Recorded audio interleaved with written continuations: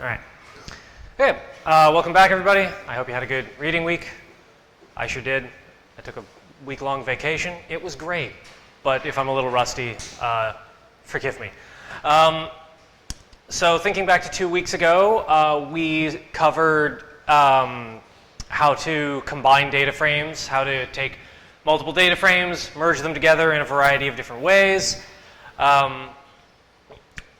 Today what we're going to be covering is loops and control structures and automation. All of what we're going to cover today, writing functions, writing loops, writing conditionals, is the first step down the road of being able to automate a huge chunk of your workflow. We've used Python so far to do a lot of very powerful things with one file. But when you ultimately take this out into your own data sets, you're probably going to have a lot of files. You're going to have a lot of things you want to do. You're going to want to run the same code in a lot of different places on a lot of different things. So it's useful to know how to use Python to automate the process of doing things repetitively, and also how to replicate your own code so that you don't spend a whole lot of time rewriting the same code over and over again. So we're going to start with a basic Python control structure called a for loop. What a loop is, you may have heard the term if you've done other programming languages at all, for loops, while loops. Python has for loops. Those are the one that you'll use the most in Python. But what a loop does is it lets us repeat a section of code an arbitrary number of times based on a condition that we specify. We can use loops to automatically process a lot of data. We can use them to run the same code on multiple data sets. All in all, we just can use them to automate our workflow on a broader scale than just raw code would let us. And they also let us reduce the number of errors we make because we're not writing the same code over and over again. You've only got to write it once, and if it breaks, you've only got to fix it in one place, rather than having to fix it in 10 or 20 or 80 different places. So let's take a look at some basic loops. So I'm going to start by making a list. I'll just call it animals equals. And let's go with some marine animals to be on point. Let's go with shark, always a popular choice. Jellyfish, tuna. Sorry? Oh, okay, cool, yeah. I'm with it. And turtle. All right. So if we print our list of animals, we see we got our list: shark, jellyfish, tuna, salmon, turtle. Now that's cool, but we can, if we wanted to print each item individually, rather than printing the entire array at once, we could say, and this is how you structure a loop. You start by typing for. You'll know it's right because it'll highlight in green like that. Creature. Then in animals, and then a colon. And you'll note when you hit enter after that, the next line is indented. Python uses Whitespace indentations to demarcate code blocks. So you'll see this again as we work on functions and on conditionals. But essentially, whatever is indented is part of that for loop. It's the code that for loop is going to run. In this case, we're just going to put one line in there. We're going to say print and creature. If we run that, we see it prints out our 5 animals. But it doesn't just print the list. It prints each one on an individual line.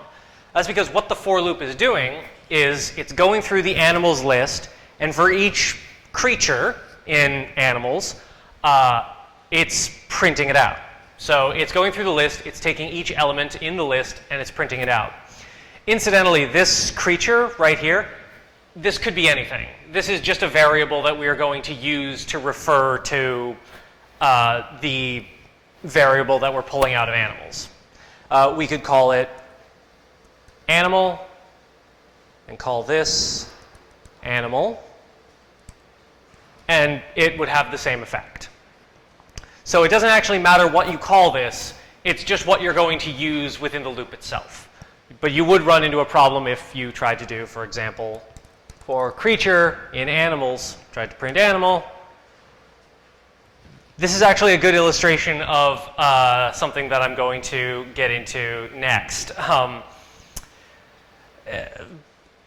So, creature, animal, this item right here is it's what's called the loop variable.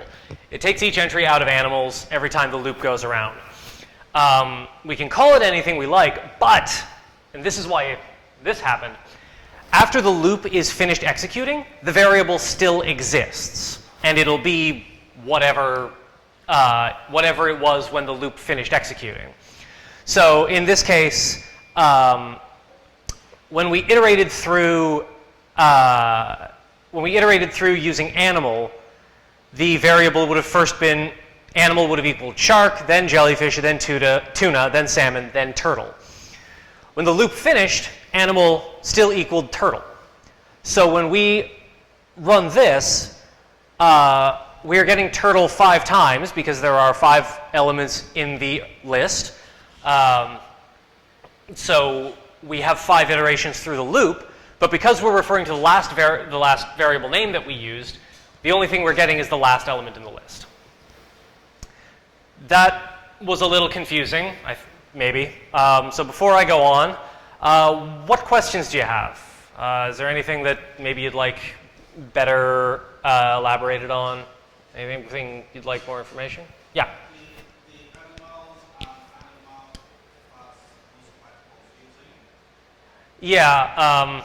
In retrospect, I should have. I'm just feeling like the animal, as it is now, Yeah. assigned any value. Then automatically is picking up on that value for animals. How do they get assigned to that value for animals? So this is getting into the internals of how a for loop works. But when you define a for loop, whatever you put in there, that is just a variable that's going to hold each item in the variable, or each item in the list we're iterating over. So as we iterate over the list, I'll switch this back to animal just so that I'm referring to the thing I'm actually talking about. Okay, and I'll run the loop again so to make this a little clearer. All right, so when we iterate over this, we're running this print animal line 5 times. We're running it for each instance, or each element in the animals list. So at each iteration, animal is going to be equal to whatever one of these we're referring to in that list iteration. So first it's going to be equal to shark because we're going through each one of these one by one. So it'll equal shark, then jellyfish, then tuna, then salmon, then turtle. The reason that it printed out turtle 5 times after that was because when the loop execution is finished, the variable that we've defined still exists. Sorry, we got a bit of feedback there. The variable that we defined still exists. So we can still refer to it and access it. It just has whatever value it had last. For example, if we go down here and say print animal, we get turtle. So that means on that for loop, if you remove that animal that they put XYZ, it's not going to print any value there. You mean if I... Yeah, if you change to make it XYZ. Yeah, if I do this, you mean? Yeah. Yeah. Yeah, the variable hasn't been defined, so yeah, we get an error. Okay. All right. Any further questions? Yeah. So how long does variable exist for? Is it like in this Jupyter thing until we start the Jupyter thing? It's like any other variable in your code at that point. It'll exist for as long as you don't reassign it, really. Yeah.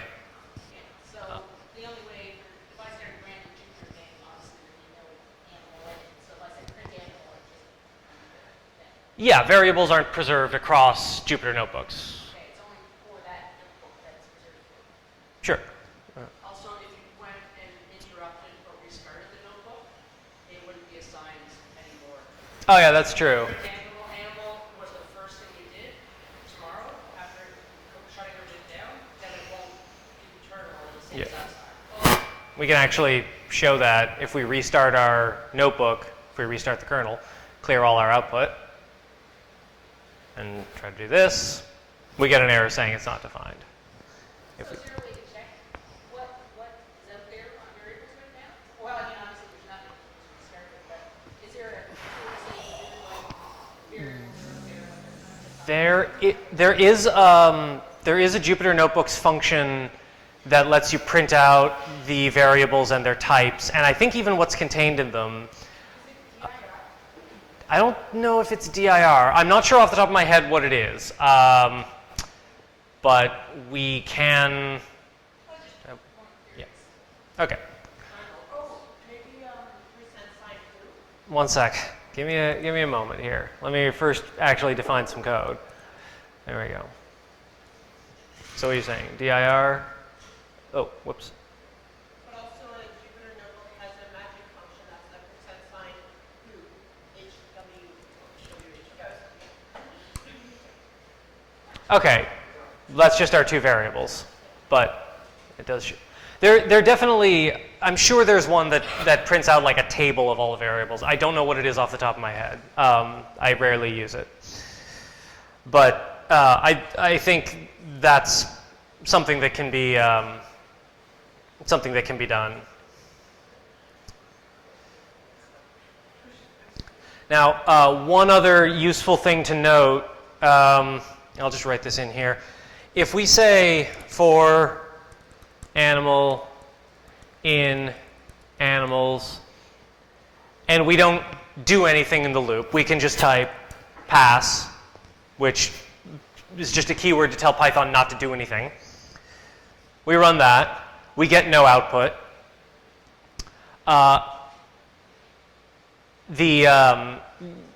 If we were to print out animal after this, it's still turtle. Actually, this might make more sense if I restart again just to get rid of the previous definition of animal. So we've blown away all our variables. Animal no longer exists. We run our for loop. We have to, of course, define our list. That's a small mistake I made. I forgot to rerun the cell that defines the list that we're actually operating on, so it didn't recognize that variable. Okay, so now we run that. Nothing happens. Animal is still equivalent to turtle at the end of this. The loop has still run, even though we haven't done anything with the variable. It's still iterated over each instance in the array and settled on the final entry in the list as its value. So all this to say, when you run a for loop, the variable that you create is going to go through each of the items in your list and will persist after you've finished iterating over it and can continue to be referenced and accessed. Before we go any further, what are some of your questions? Anything further you'd like to know, have cleared up? Okay, cool. In that case, we've got a challenge. So I'll give you a few minutes to work your way through this, but try for yourself. What happens if we don't include the pass statement in that loop that we just wrote this one here. And also, take a crack at rewriting the loop so that when the animals are printed, they're separated by commas, not new lines. And we may have done this in passing earlier, but remember that you can concatenate strings using a plus sign. For example, you can print out two strings jammed together with this syntax. So give that a try. If you have trouble, use the green post-it to ask for help. We'll give you a few minutes to work through that, and then we'll reconvene and check out some of the answers. And just let me know if you want me to pop the code back up.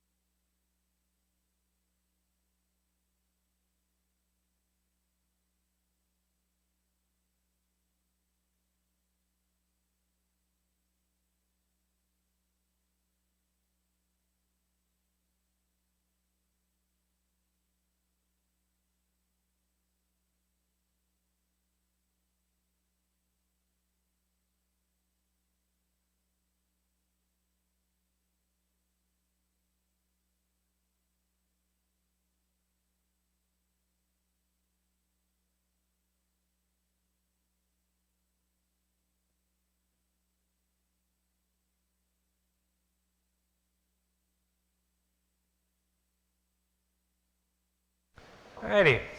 I think you've all had a minute to check that out, so let's cruise back over to our workbook here.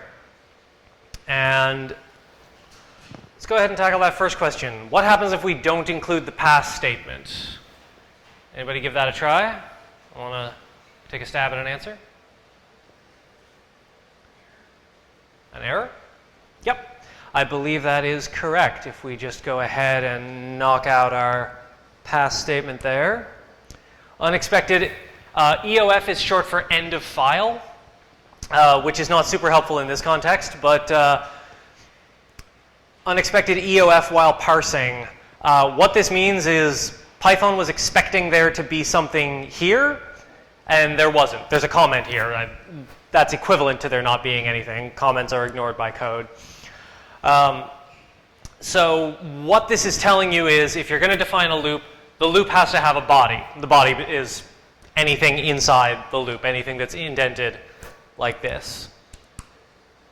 If we put pass back in, it works fine. So that's what that error means. If you ever see unexpected end of file, probably you've opened up a control structure like a function or a loop or a conditional and haven't put anything in it. As for the second one, does anybody want to share how they rewrote the loop so that when the animals were printed, they were separated by commas?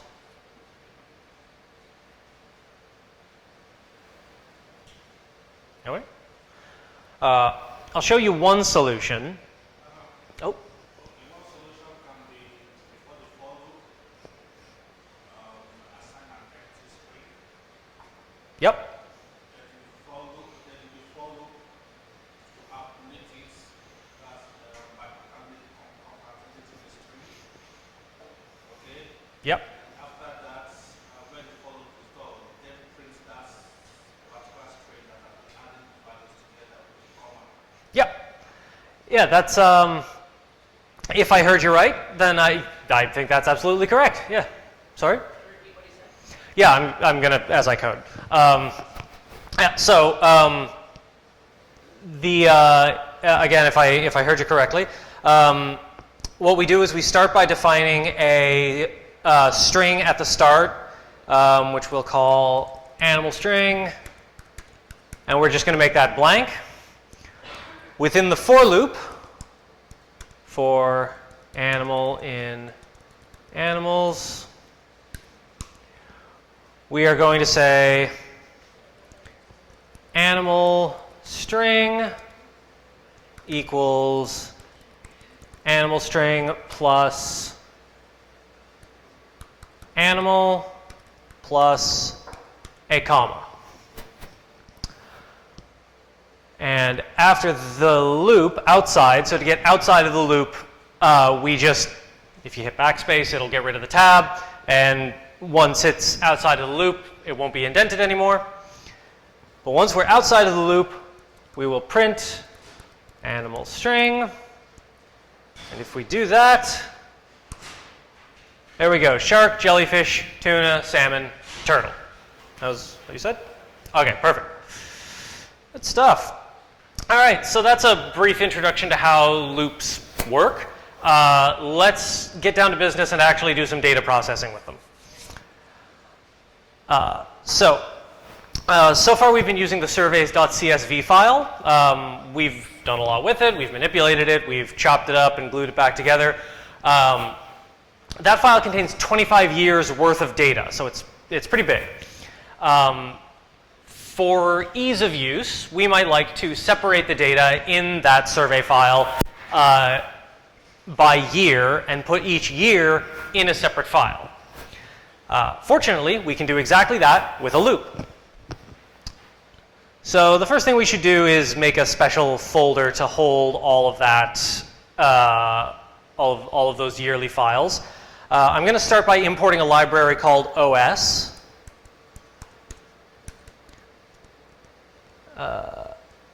Which OS contains a variety of helpful system functions. And we're going to type os.mkdir.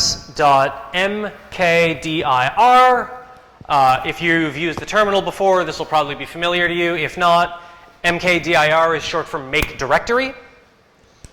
And inside that, I'm just going to say yearly files. We run that. We don't get any output, but if we go back over here to our directory in which we're storing all of our data, we can see we now have a folder directory called yearly files. So, cool. Now we've got a place to store our data. And in fact, if we wanted to check from right in here, there's another OS function we can use, os.listdir. I believe if we just pass it a slash, it'll do this. That's short for list directory. Oops. That's my home folder. My apologies. There we go.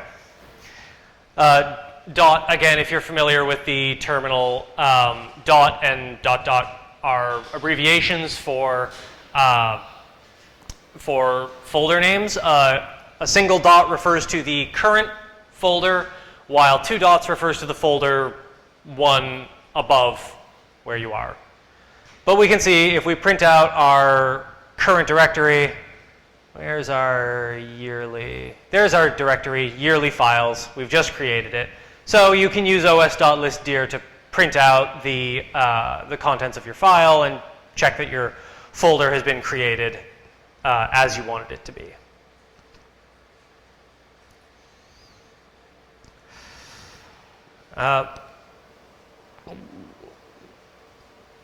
So one of the things we learned how to do with pandas is select a subset of our data and write it to a file. I'll show you what that looks like again. We're going to want to start by importing pandas as PD. So I'll give this some space so that you can see it a little better. Import pandas as PD. We're going to start by loading our survey data into a data frame. So surveys underscore df equals PD dot read CSV, and we'll pass in surveys dot CSV. We're going to select only the data from the year 2002 into a second data frame, which I'm going to call surveys 2002 equals surveys df. I'm going to open up the square brackets to use the indexing syntax. I'm going to type surveys underscore df dot year, pointing to the year column, and double equals 2002. So that's going to only select things, or only select rows, rather, from the surveys data frame where the year is equal to 2002. And finally, I'm going to write that to a CSV file. So surveys 2002.2 CSV data. Oop, whoops, sorry. I'm getting my wires crossed here. Yearly underscore files slash surveys 2002.csv. And if we os.list directory yearly files, there's our surveys 2002.csv. Only 24 more years to go, which we definitely don't want to do manually. So, obviously we could just replicate these last two lines of code over and over again, doing them for each subsequent year. But there's a lot of reasons not to do that. Number one, it's not practical. Number two, it's going to bloat your code pretty quickly. Number three, it introduces a lot of room for mistakes. That's a lot of instances where you can make typos, have to go back, find where your code is broken and fix it. And maybe you could do it for 25 years worth of data, but what if you have 100 years worth of data? What if you have 200 years worth of data? It becomes impractical to just replicate your code pretty quickly.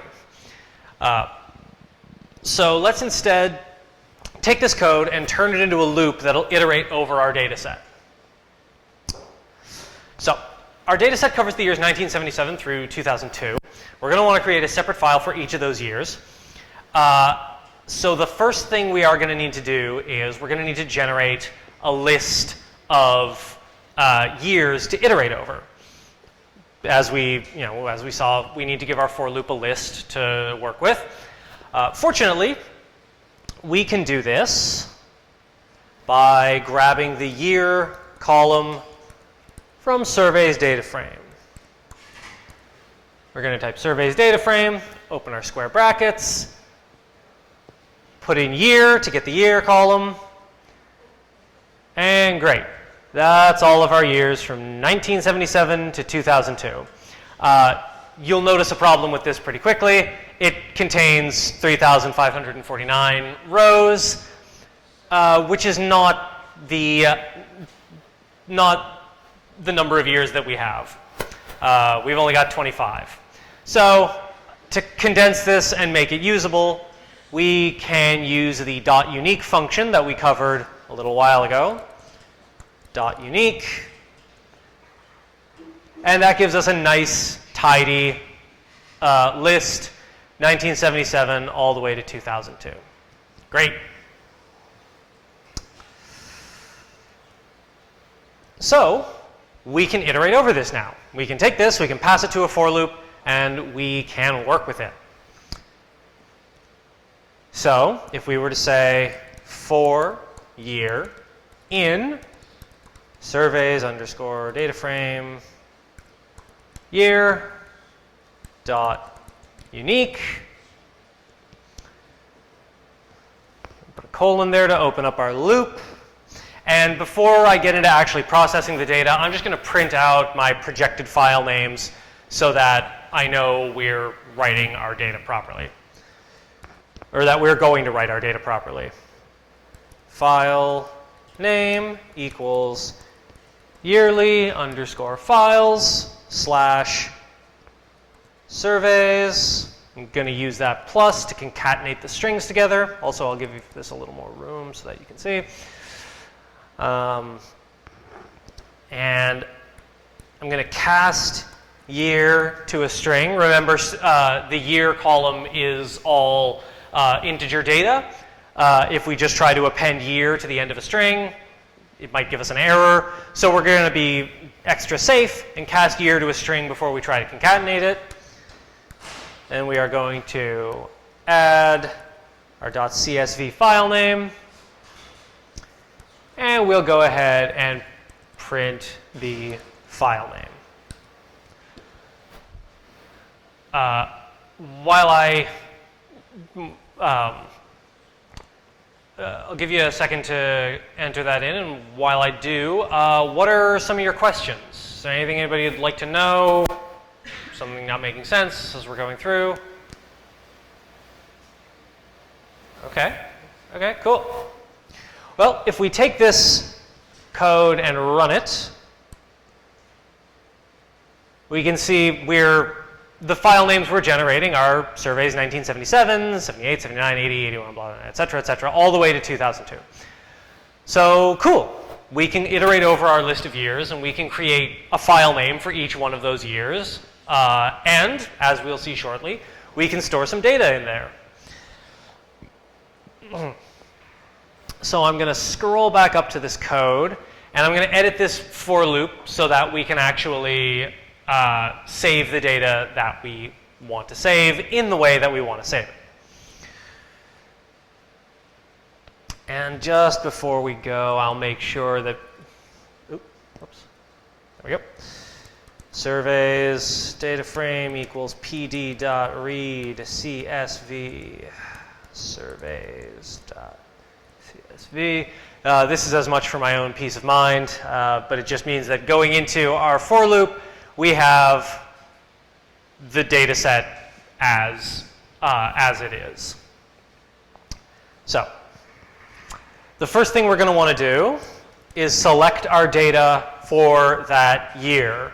So surveys year is going to equal surveys df, again using that accessing syntax that we've seen for a couple lessons now. We open a square bracket and we type surveys underscore df dot year equals equals year. So in this case, just to break down this for loop again, we're iterating over this array that we've got here of our unique years in our survey data set. Our loop variable is year, so at each iteration of the loop, year is going to refer to the subsequent year in the array. And so what we're saying here is on each iteration of the loop, select the select the rows in surveys data frame where the year column is equal to our year, the year that we're referring to with our loop variable year.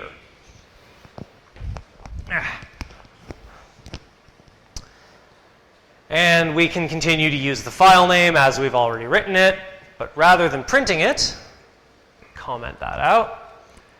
Rather than printing it, we are going to say surveys year, which is our set of the data appropriate to the year, to underscore CSV,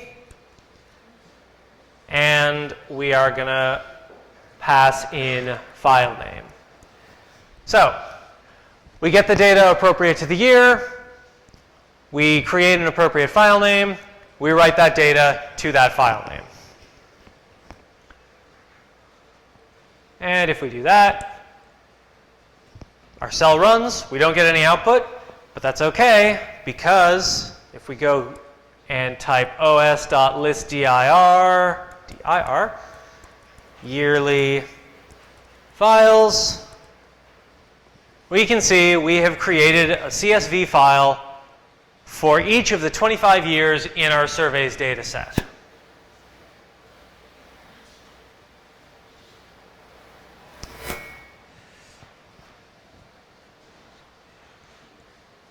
Okay, so that's a brief breakdown on how to use a loop to process your data. Before we, lost my cursor there for a second. Before we move on from this, what are some of your questions? Anything you'd like to know or that isn't making sense? No? All right, cool. Well, in that case, let's pass you on to another challenge.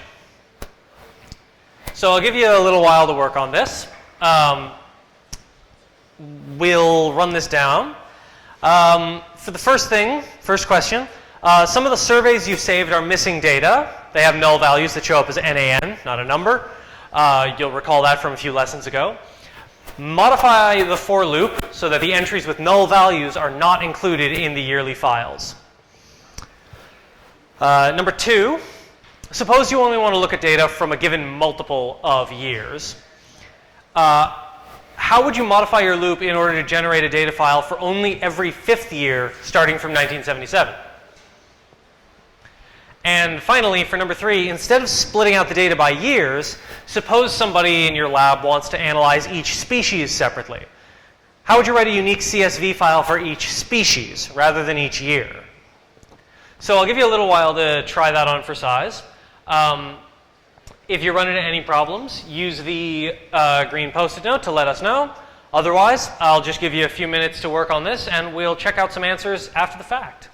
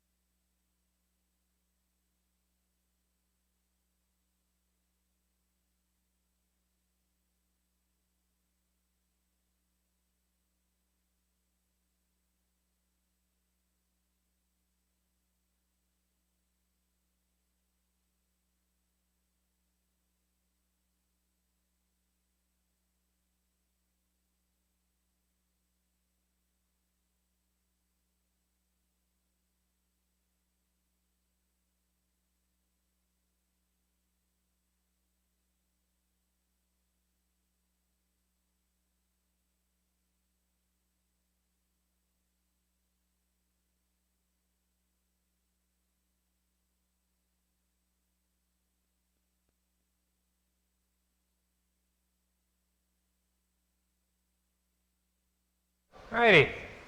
Now that everybody's had a chance to run through this, does anybody want to take a stab at question 1? How could we modify the loop to make sure that records with null values in them are not stored in our data? Anybody want to take a crack at that? No? All right. Let me open up my code again. One of the things you'll recall from a couple lessons ago is we learned how to drop null values out of our data using the drop NA function. So if before we wrote the data, we were to say, and if I'm recalling correctly, surveys.drop_NA would edit it in situ. So surveys year. Surveys year.drop_NA. If we were to do that, obviously there is no output, but using drop_NA, we'd be able to eliminate the null values from our data set before it is saved. Because we're doing it inside the context of the loop, it'll be done on every file that we're creating. Yeah?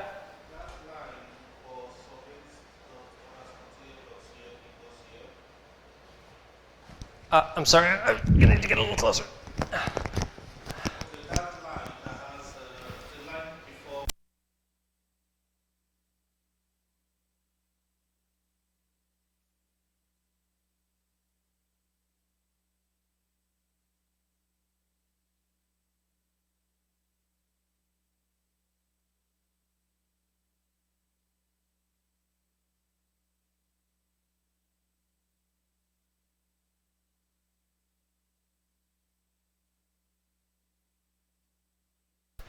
Like up here, you mean?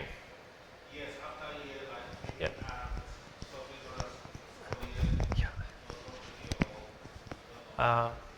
Yeah. Yeah, you can do that. That's valid syntax as far as I'm aware of. I don't think it'll throw an error. The question was, can we do this? And I believe we can. Yeah? It's valid syntax. So, anybody want to take a stab at part 2? What if we want to take a look at data from a given multiple of years? How could we modify our loop in order to generate a data file for only every 5th year, starting from 1977? Anybody want to take a crack at that?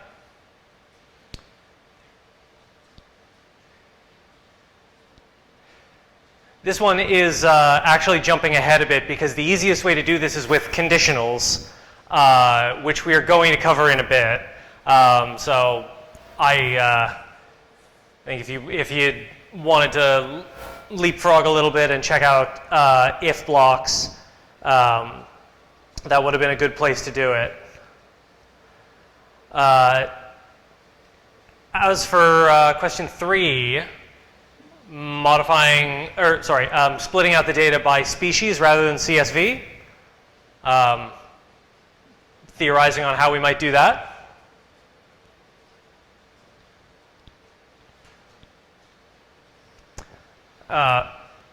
You probably guessed that in the same way that we're building out the array of years by selecting the unique elements from from the year column, we can do the same thing with species ID. That gives us these, all of our individual species IDs. And from there, we could edit this for loop so that instead of years, we were iterating over species IDs.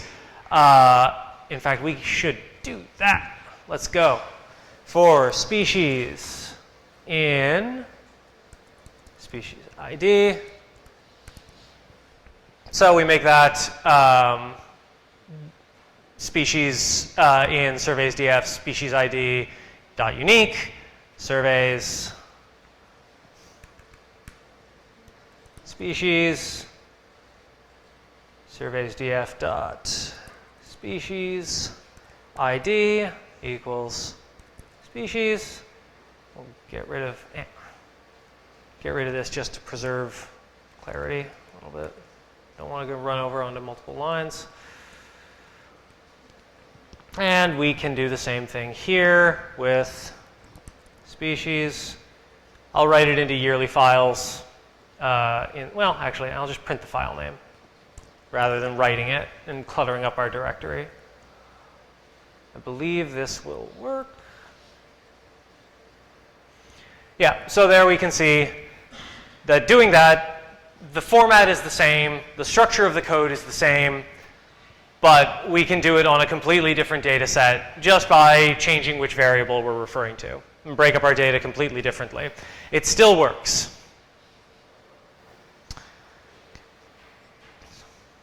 All right, so this is all pretty useful, but we can make it one step more modular, even. Separating out large data files like this might be a task that we need to perform regularly. We can write this for loop.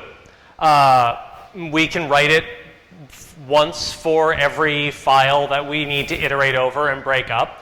But in the same way that it's inelegant and clumsy to duplicate lines of code each time we need to separate a year out of the file, it's clumsy and inelegant to rewrite the same loop over and over again for multiple files when we're doing the same thing on each file. If we want to take the code that we've written here and generalize it into something that we can use anytime we need it, we can create a function. Functions within Python are reusable, self-contained pieces of code that you can call with a single command. Rather than writing out this whole loop, if we store it as a function, we can just call one line, one piece of code, the way we would with drop NA or toCSV, and run our entire brick of code with a single invocation. They can take arguments, data that you pass in. They can return values and pass data back out. They don't need to do either. They're very versatile. And unlike some of what we've done before, variables that you declare inside of a function only exist for as long as the function is running. They are destroyed after the function is finished its execution. So they can be easier on your memory demand as well. Okay. So we've already had some experience with the use and syntax of functions, because every method we use in Python, like print or drop NA, read CSV, toCSV, these are all functions. And the libraries we import, like pandas, are collections of functions. For the time being, we're only going to use functions housed within the same code that uses them, but we're also going to be able to write functions that can be used across different programs. We can even build our own libraries that we import into our code elsewhere. Before I launch into the syntax of writing a function, does anybody want to know more about some of the theory behind functions? What are some of your questions? Things you might like to know, things that could be better explained? Everybody's good? Cool. All right. In that case, let's take a look at how we define a function. So, the first thing we have to do is type def, def. That's short for define. Making a function in Python is called defining it. I'm just going to call this function name. So you'll know that you're in the right syntax because the function name will be highlighted as blue. Then I'm going to open up the parentheses. I'm going to type argument 1, comma, argument 2. And just like with the for loop, I'm going to type a colon, and you'll see that the code indents. So just to run through this briefly, def is the keyword that tells Python, hey, what I'm about to put in here is a function. Function name is the name of the function. It's what we're going to use to refer to it. Argument 1 and argument 2 are the function's arguments. An argument is a variable that you pass into a function and that the function can refer to later. We'll be able to pass in anything we want as long as it complies with what the code actually does to it. So you can see the body of the function is indented. For simplicity's sake, I'm just going to make this a pretty straightforward program, or function, rather. And all I'm going to do is print the two arguments to the screen and return their product. So, print the function arguments are. Then I'm going to put a comma here, close my string, put a comma, input, argument 1, argument 2. I'm going to say this is done inside, whoops. I'm going to put a new line back here. This is done inside the function. And yeah. I just put a space there so that it prints out a little more nicely. Then after that, still inside the function, I am going to return argument 1 times argument 2. Let's just do a little math there.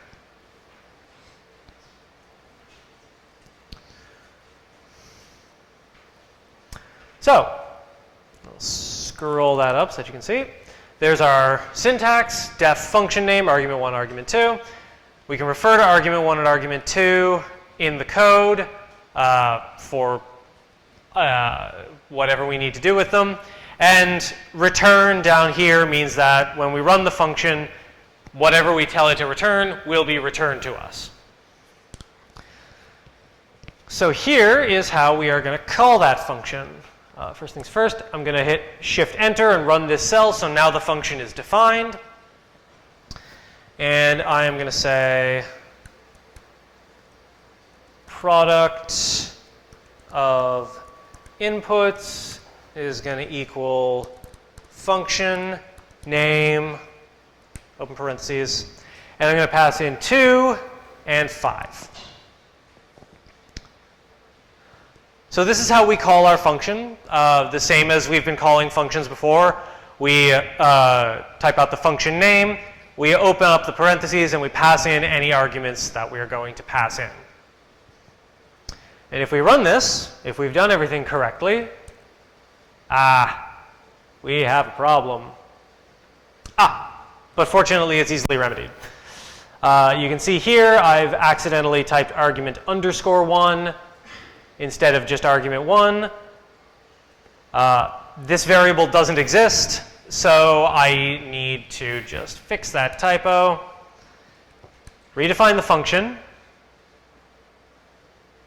because if you don't run the cell again, it'll still be referring to the old function.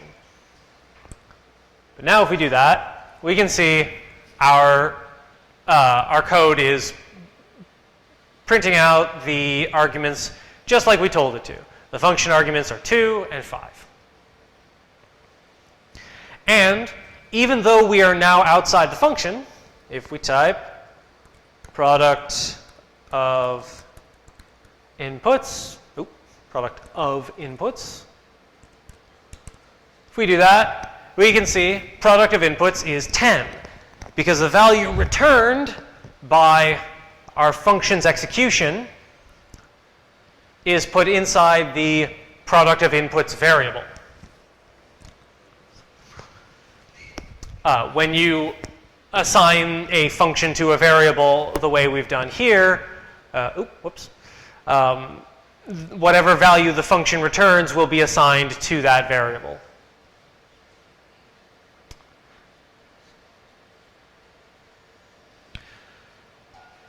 So before we move on any further, what are some of your questions about functions, on the subject of functions? Does anybody have anything they'd like to know? Anything maybe isn't making sense, isn't clicking together? No? All right. Very cool.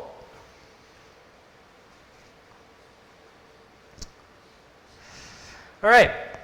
Knowing how functions are created and how they're called, we can now take our code for saving yearly data files and turn it into a function. There are lots of different ways we can break down the code. There are many different chunks of the code, if you like, that we can turn into functions. We can even make functions that within them call other functions that we've defined. So first, let's create a function that separates data for just 1 year and saves that data to a file. Breaking down our code in very small divisions like this can be really useful, since it means that the parts become more and more modular. We'll be able to, maybe there's another instance in which we would want to just write out 1 year and not do all of them. So let's start by breaking out just the code to create one CSV file for 1 year. So I'm going to type def. I'm going to call this function 1 year CSV writer. And the arguments I'm going to give it, I'm going to call this underscore year and all underscore data. And I'll give you guys some room so that you can see that. Okay, so we're defining a function. It's called 1 year CSV writer, and its arguments are this year and all data. Now I'm going to do something a little different. I'm going to type 3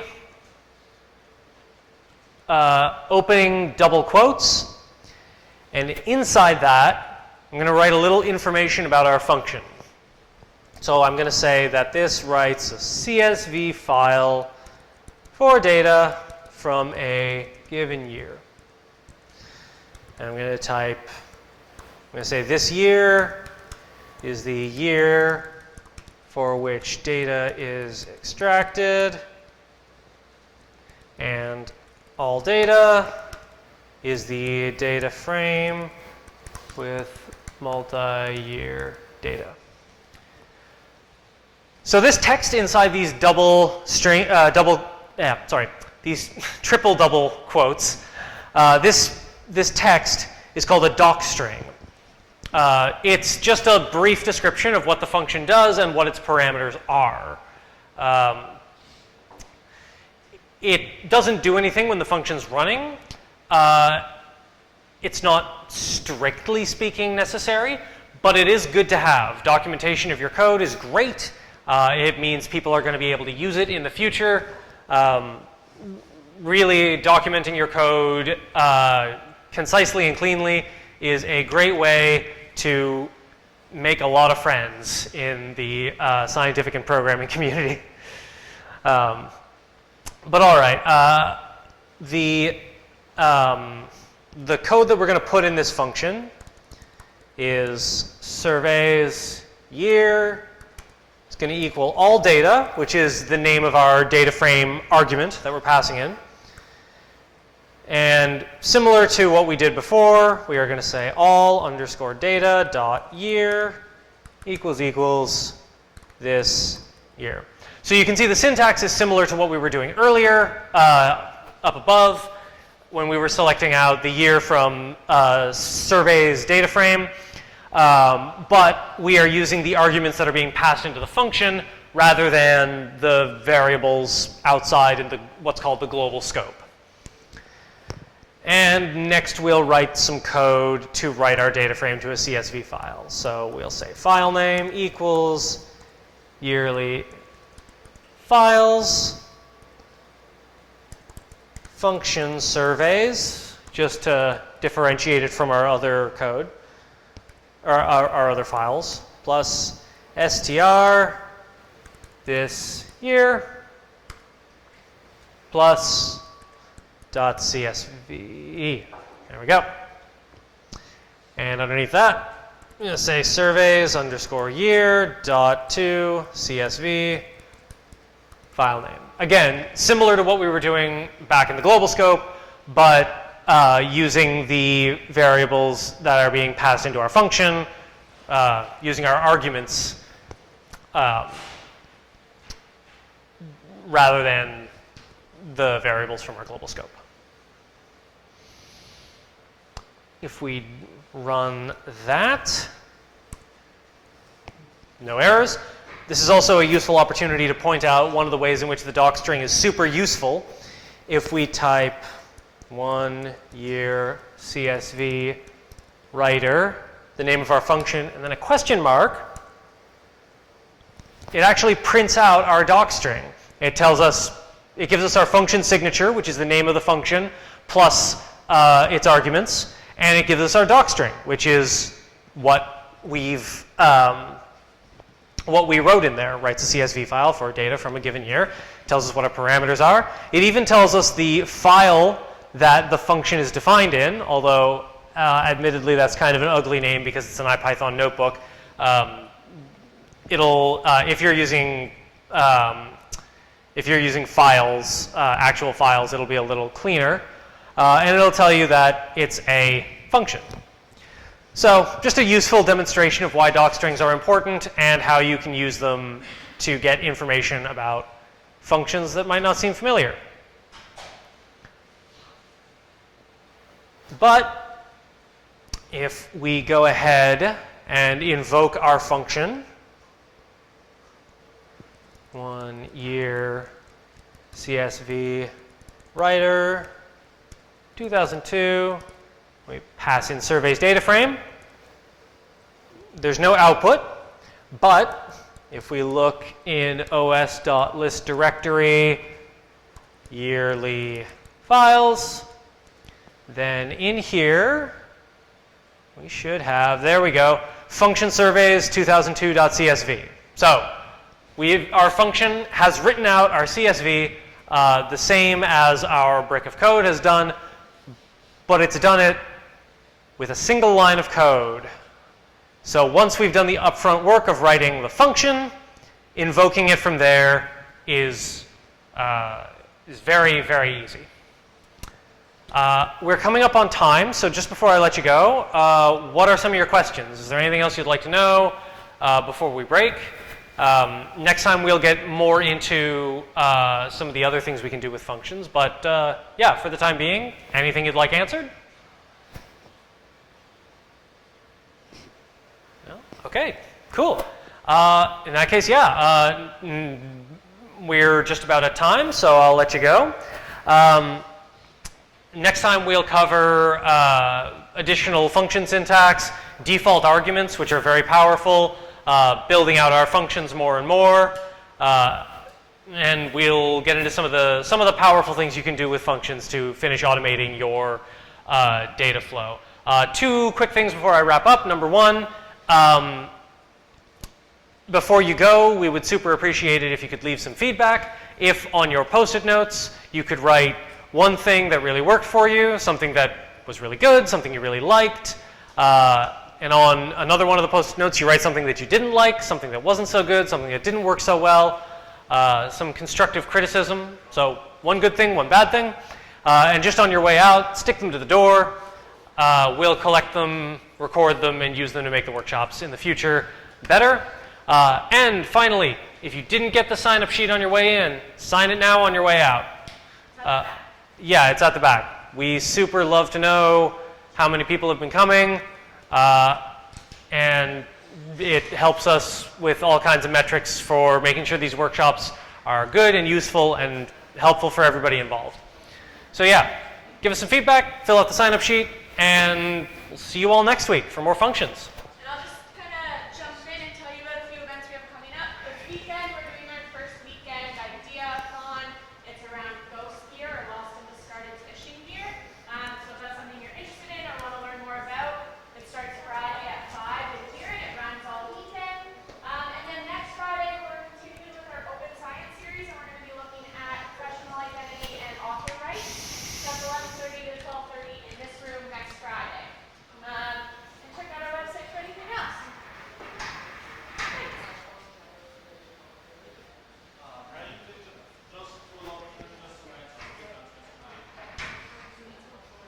That far? Further?